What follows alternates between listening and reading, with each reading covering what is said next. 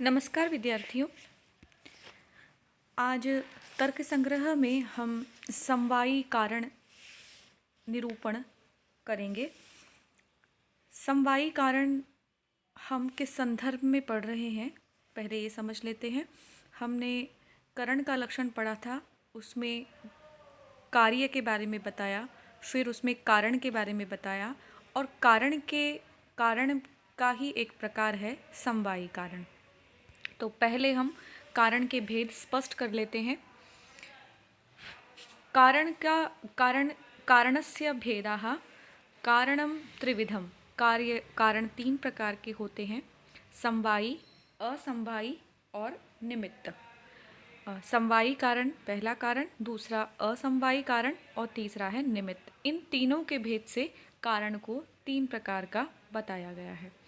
तो आज के इस वीडियो में हम समवायी कारण के लक्षण और यह क्या होता है इसके बारे में विस्तृत चर्चा करते हैं। समवायी कारणस्य लक्षणं यत् संवेतं कार्यमुत्पद्यते तत् समवायी कारणं, यथा तन्तवः पटश्च स्वगत रूपादेः। यत्, यहाँ पे यत् संवेदम यह समस्त पद है, अर्थात समास युक्त पद है। इस पद को जब हम विच्छेद करेंगे तो यत् शब्द में सप्तमी विभक्ति आएगी, यस्मिन, जिसमें समवेतम यानी समवाय संबंध से रह करके कार्य उत्पद्यते उत्पन्न होता है, तत् वह समवायी कारणम समवायी कारण है, या उसे समवायी कारण कहते हैं। यथा जैसे तन्तवः पटस्य, जैसे तंतु वस्त्र के प्रति समवायी कारण है। दूसरा उदाहरण क्या देते हैं? पटश्च स्वगत रूपादेः। और जैसे पट का अर्थ है वस्त्र, स्वगत यानी अपने ही रूप के प्रति समवायी कारण है। समवाय शब्द का क्या अर्थ होता है? समवाय शब्द समवाय का अर्थ है, पहला तो यह नित्य संबंध है, और दूसरा समवेत का अर्थ है समवाय संबंध से स्थित। समवाय संबंध से जो स्थित होता है वह समवेत कहलाता है, और समवाय का अर्थ होता है नित्य संबंध। देखिए, संबंध दो प्रकार के हो सकते हैं नित्य अनित्य के भेद से। एक नित्य संबंध होता है, एक अनित्य संबंध होता है। तो जो नित्य संबंध है वह समवाय संबंध है। और समवेत, जो यत समवेतम में जो समवेत पद प्रयोग किया गया है, उस समवेत शब्द का अर्थ है समवाय संबंध से जो स्थित है। अब हमने यस्मिन समवेतम, यत समवेतम, उसका विच्छेद जब करेंगे, यानी समस्त युक्त पद को जब हम तोड़ेंगे, उसका जब समास विग्रह हम करेंगे तो पद आएगा यस्मिन समवेतम। यहाँ पर यह सप्तमंत पद है यत शब्द, उसके साथ समास होने के बाद में शब्द बनेगा यत समवेत। तो जिसमें समवाय संबंध से अर्थात नित्य संबंध से रहते हुए जब कोई कार्य उत्पन्न होता है तो वह जिसमें उत्पन्न हो रहा है वह कारण समवायी कारण है। उदाहरण के लिए समझिए, मैंने जैसा आपको कहा है ये न्याय दर्शन है, पौराणिक दर्शन है, तो इसमें जितने भी उदाहरण हैं आपको घटपट से संबंधित ही मिलेंगे। यहाँ पट के उदाहरण से समझिए, तंतु, जिसको पट का यहाँ पर समवायी कारण कहा गया है। यह जो तंतु है, तंतु का अर्थ होता है धागा। तो धागों में से कपड़े का निर्माण होता है। धागा जैसे जैसे हम बुनते जाएंगे वैसे वैसे कपड़ा बनता जाएगा, और जब तक पट रहेगा अर्थात वस्त्र रहेगा तब तक तंतु रहता ही है। अथवा ऐसा कह दें कि जब तक तंतु रहेगा तब तक पट रहेगा, अर्थात दोनों की जो स्थिति है वो स्थिति एक साथ ही बनी रहेगी। ऐसा कभी नहीं हो सकता कि तंतु तो खत्म हो गया और पट का अस्तित्व बचा हुआ है, अथवा पट समाप्त हो गया और तंतु का अस्तित्व बचा हुआ है। एक पुस्तक और है तर्क भाषा, यह भी न्याय दर्शन की है पुस्तक। इसमें इसको इस तरह से कहा गया है कि ये जो संबंध होता है समवाय संबंध, यह अयुत सिद्ध पदार्थों में होता है। अयुत सिद्ध, ये अयुत सिद्ध क्या होते हैं? अयुत वो होते हैं जो आपस में कभी भी अलग नहीं हो सकते हैं, जिनको कभी भी पृथक नहीं किया जा सकता है, तो वह होते हैं अयुत्सित संबंध। अयुत्सित तो अयुत्सित जो पदार्थ होते हैं उन्हीं के बीच में यह संबंध पाया जाता है। कौन सा? समवाय संबंध। इसके बारे में वहाँ कहा गया है कि जब तक उनके विनाश की सामग्री उपस्थित नहीं हो तब तक वो उसी ही अवस्था में अवस्थित रहते हैं। ऐसे जो पदार्थ कहलाते हैं वो अयुत सिद्ध कहलाते हैं। विनाश की कारण सामग्री कैसे? जैसे मान लीजिए पट और तंतु। यद्यपि आप इनको अलग अलग करके नहीं समझ पाओगे, लेकिन तंतुओं से मिलकर ही पट बनता है। यदि हमारे पास केवल एक ही तंतु है, एक ही धागा है, तो हम उसको पट नहीं कहेंगे। ठीक है, पट कब कहेंगे हम? जब तंतुओं से बुनकर हम पूरा वस्त्र बना लेंगे, एक कपड़ा बना लेंगे। अब कपड़ा और तंतु का भेद आपको समझ में आ रहा होगा कि एक तंतु को पट नहीं कहेंगे, तंतु जब बुन जाएंगे तब वह पूरी सामग्री जो होगी वो जो कार्य होगा वो पट कहलाएगा। तो उस पट रूपी कार्य का जो समवायी कारण है वह है तंतु। और ये दो पदार्थ ऐसे हैं कि कभी भी एक दूसरे के बिना नहीं रह सकते हैं। तो ऐसे जो दो पदार्थ जिनकी सत्ता अलग अलग सिद्ध नहीं हो सकती है, अथवा एक अपनी विनाश की कारण सामग्री उपस्थित होने से पहले जब दूसरे पर आश्रित रहे, ऐसे संबंध जो होते हैं वो समवाय संबंध कहलाते हैं, अथवा ऐसे जो पदार्थ होते हैं वो अयुत सिद्ध कहलाते हैं। तो दो पदार्थों तो ये जो है ये अयुत सिद्ध संबंध है, इसी को यहाँ पर समवाय संबंध कहा है। इसी का उदाहरण आप अपने रोज़मर्रा की ज़िंदगी में आजकल जो हम कहते हैं फर्नीचर, जो लकड़ी होती है उससे भी समझ सकते हैं कि जैसे लकड़ी होती है, लकड़ी से हम क्या बनाते हैं? फर्नीचर बनाते हैं। मतलब आपका पलंग, चौकी, सोफ़ा इत्यादि जो बनते हैं। अब आप सोचिए, लकड़ी की अपनी सत्ता है, फर्नीचर उससे ही मिलकर बनता है, लेकिन फर्नीचर लकड़ी से थोड़ा भिन्न है क्योंकि उसका आकार प्रकार उसमें बहुत सारे परिवर्तन किए जाते हैं, तब वह फर्नीचर बनता है। तो क्या हम ऐसा कर सकते हैं कि उस फर्नीचर में से लकड़ी को पृथक कर लें और फर्नीचर अलग रह जाए? ऐसा कभी नहीं हो सकता है। तो जिन दो पदार्थों के बीच में इस प्रकार का संबंध है, समवेत संबंध है, अथवा समवाय संबंध से अथवा नित्य संबंध से जो रहते हैं, वही एक उसमें कार्य और दूसरा उसका कारण होता है। तो जब तक उसमें एक की सत्ता रहेगी तब तक दूसरे की सत्ता रहेगी। तो इस प्रकार से ऐसे जो संबंध है उसको हम समवाय संबंध कहते हैं। और समवाय संबंध में एक कार्य होता है और दूसरा उसका कारण होता है।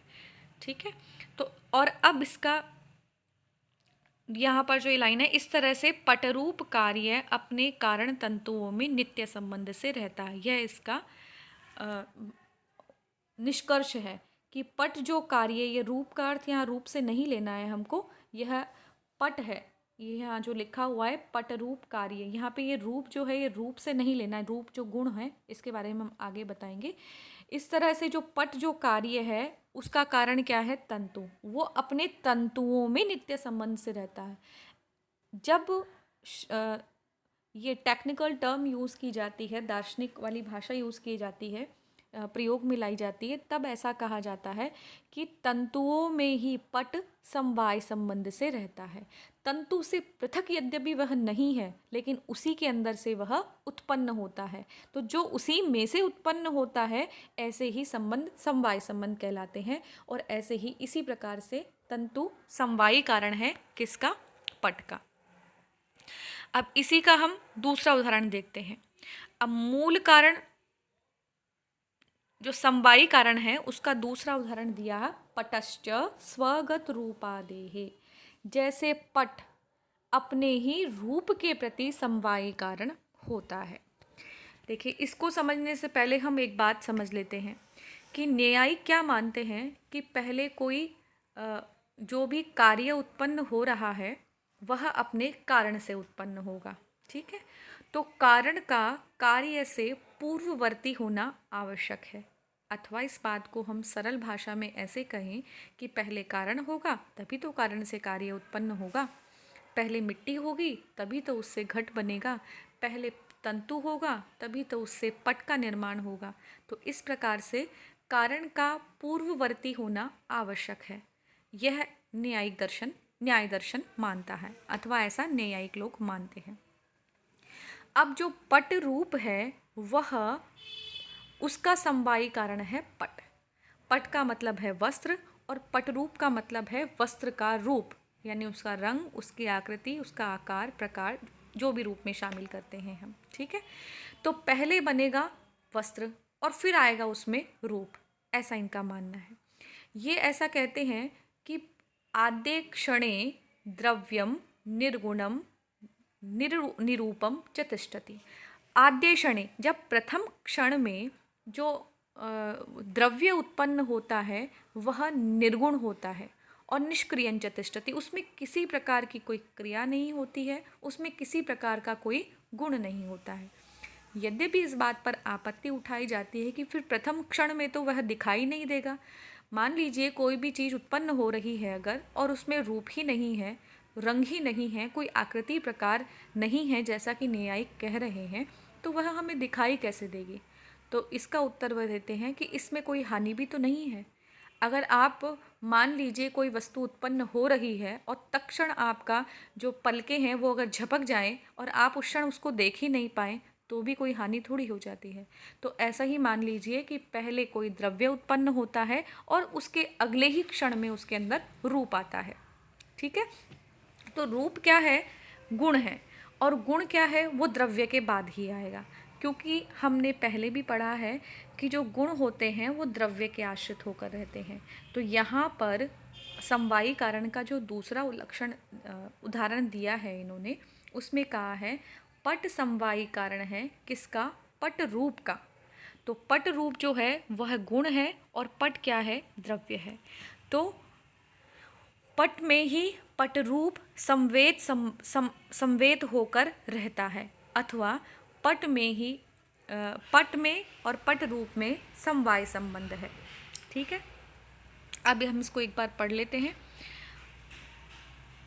स्वगत रूप के प्रति स्वयं पट जो है वो समवायी कारण होता है।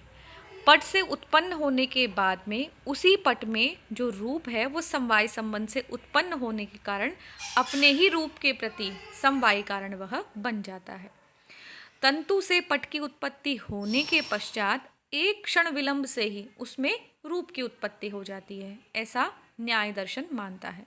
क्योंकि पट रूप के प्रति पट के समवायी कारण को अगर हम मानेंगे तो कार्य से पहले कारण का उत्पन्न होना आवश्यक है और कारण के बाद ही उसका कार्य की उत्पत्ति मानी जाएगी। तो अतः क्षणिक विलंब से ही रूपादिकों की उत्पत्ति मानी जाती है। तो इस प्रकार से जो पट है वो अपने रूप के प्रति समवायी कारण माना जाएगा, अर्थात पट में ही उसका रूप जो है वो समवाय संबंध से उत्पन्न होगा, उससे अतिरिक्त किसी और पदार्थ से वह उत्पन्न नहीं होता है, उसी के अंदर से वह उत्पन्न होता है, इसलिए वह उसका समवायी कारण होगा। अब यहाँ ये कहते हैं कि हमने यहाँ पर कार्यम उत्पद्यते तत्समवायी कारण, कि जो भी कार्य है वो जिससे उत्पन्न होता है उसे समवायी कारण कहते हैं। यदि हम ये लक्षण कर दें और इसमें समवेत पद को अगर हम नहीं दें तो क्या हानि हो जाएगी? तो इससे हानि ये होगी तो दंड, चक्र, यानी घट के प्रति जो दंड है, चक्र है, जितने भी और कारण हैं वो सभी कारण क्या होंगे? समवायी कारण कहलाने लगेंगे। जबकि इसमें से कुछ असमवायी कारण भी हो सकते हैं, कुछ निमित्त कारण भी हो सकते हैं।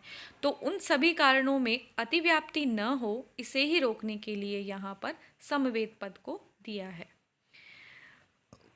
अब इसी के साथ हम कुछ और संबंधों के बारे में भी बात कर लेते हैं। समवाय संबंध विशेषण और विशेष्य के मध्य पाया जाता है। यह भी एक आयाम है, एक दृष्टिकोण है समवाय संबंध को देखने का। किस प्रकार से? जैसे तंतु और पट। तो तंतु यहाँ पर विशेषण है और पट उसका विशेष्य है, ऐसा भी मान सकते हैं आप। पट रूप और पट में यह बात बहुत अच्छे से चरितार्थ होती है। यथा पट रूप विशेषण है और पट उसका विशेष्य है। तो जो समवाय संबंध है विशेषण और विशेष्य के बीच भी पाया जाता है। विशेषण और विशेष्य के बीच जो ये संबंध है वह संयोग संबंध में और स्वरूप संबंध में भी पाया जाता है। कैसे? संयोग संबंध क्या होता है, स्वरूप संबंध क्या होता है, इसे और समझ लेते हैं हम। दो द्रव्यों के बीच जो संबंध होता है उसको कहते हैं संयोग संबंध। दो द्रव्यों में किस प्रकार का संबंध? जैसे मैं अपने मोबाइल से ही आपके लिए ये वीडियो बना रही हूँ, तो मान लीजिए इसको मैंने किसी स्थान पर रख रखा है। तो जिस स्थान पर मैंने इसे रख रखा है वह स्थान यानी वह भी एक द्रव्य है। कोई टेबल मान लीजिए आप, और मेरे हाथ और ये मोबाइल है, तो मोबाइल एक द्रव्य है, दूसरा वह टेबल द्रव्य है, उसके ऊपर मैंने उसे रख रखा है। तो ये दो द्रव्य हैं, ये दो द्रव्य एक दूसरे को छू करके संबंध बना रहे हैं। तो यह कैसा संबंध है? संयोग संबंध। अर्थात ऐसे दो द्रव्यों के बीच के संबंध को संयोग संबंध कहते हैं, जिनको हम पृथक पृथक कर सकते हैं। हथेली से हथेली मिलाना संयोग संबंध। कोई भी दो द्रव्य जिनकी अपनी पृथक सत्ता है, उन दोनों को मिलाना ही संयोग संबंध कहलाता है। जैसे द्रव्ययोरेव संयोगः, द्रव्ययोः में द्विवचन है, यानी दो द्रव्यों का जो संयोग है वह क्या कहलाता है? संयोग संबंध। उदाहरण के लिए भूतले घटः, भूतल पर यानी स्थल पर, जमीन पर घट का, तो जमीन का और जो घट का संबंध है वह संयोग संबंध कहलाएगा। घटे जलम, घट में जल, जल और घट की अपनी अपनी सत्ता है। तो घट के अंदर जो जल है वो किस संबंध से रहता है? संयोग संबंध से रहता है। आप किसी पुस्तक पर हाथ लगाते हैं, कौन सा संबंध है? संयोग संबंध। आप आसन पर, कुर्सी पर, किसी पर भी बैठते हैं, किस संबंध से बैठते हैं? संयोग संबंध से। तो दो द्रव्यों का जो संबंध है वो संयोग संबंध कहलाता है। संयोग संबंध कभी कभी अच्छी बड़ी परीक्षाओं में पूछा जाता है और साक्षात्कार में विशेष रूप से पूछा जाता है कि अगर इन दो पदार्थों का संयोग है तो वो किस प्रकार का होगा? संयोग होगा अथवा समवाय संबंध होगा। तो समवाय संबंध तो आपको पता ही है, ऐसे दो पदार्थों के बीच में होता है जिनकी अलग अलग सत्ताएं नहीं सिद्ध की जा सकती है। और जो संयोग संबंध है वो उन दो पदार्थों में होता है जिनकी अलग अलग सत्ता सिद्ध की जा सकती है, अथवा दो पृथक दो द्रव्य होते हैं उनके। अब है स्वरूप संबंध। स्वरूप संबंध अभाव में होता है। इसके अतिरिक्त इसके उदाहरण कहीं देखने को नहीं मिलते हैं। अभाव आदि अपने अधिकरण में स्वरूप संबंध से रहते हैं। किसी जगह विशेष पर किसी दूसरी वस्तु का अभाव होना उसे स्वरूप संबंध कहते हैं। जैसे इह घटो नास्ति, इस स्थान पर घट नहीं है।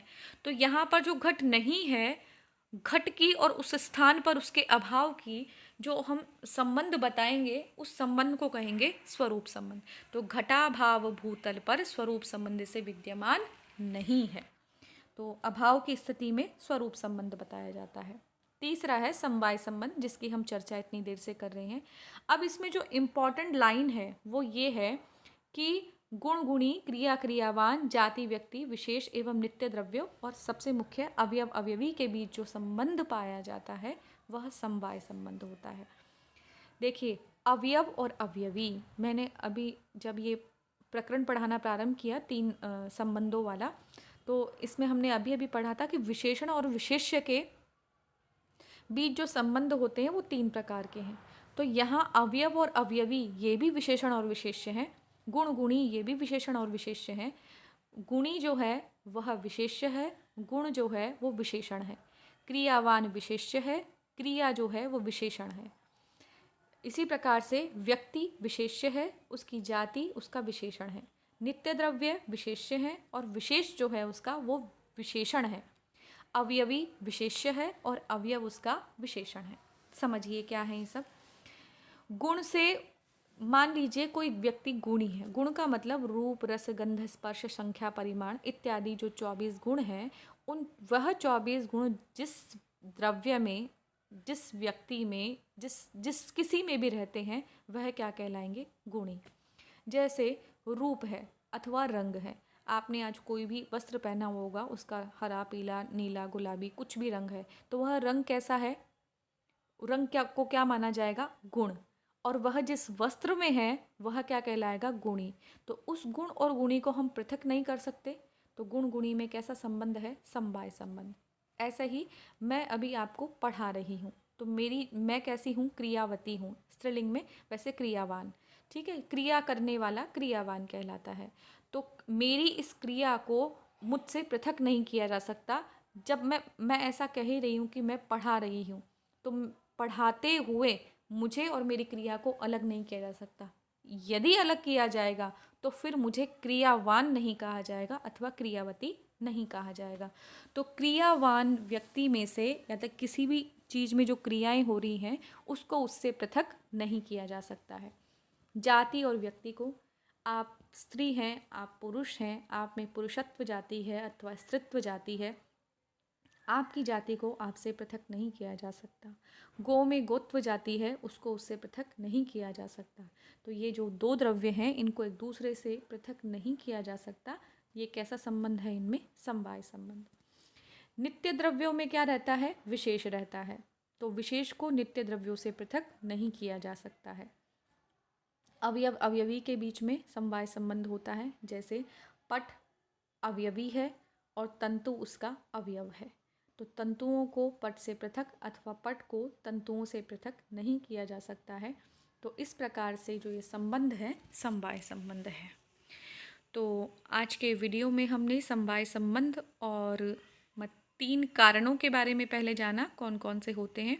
फिर हमने समवाय संबंध की विस्तृत चर्चा की और इसी के साथ में विशेषण और विशेष्य में पाए जाने वाले 3 संबंधों के बारे में विस्तार से जाना है।